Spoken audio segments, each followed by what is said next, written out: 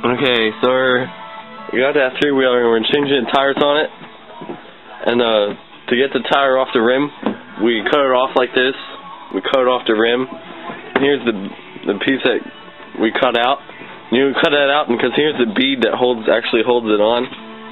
This metal piece. So we had to cut them off to get that rim.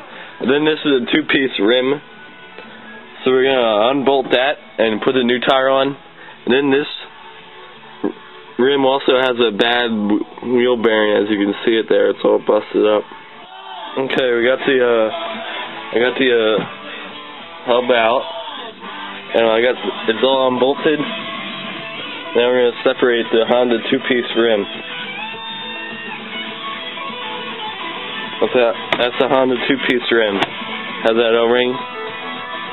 Alright, we're gonna put the new rubber on. Okay, we got the tire on. Still bolted up. Now we're gonna spray on some lube and blow her up. I had to see the bead.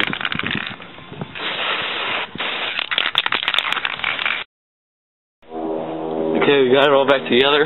It's all bolted up and it works. Thanks for watching.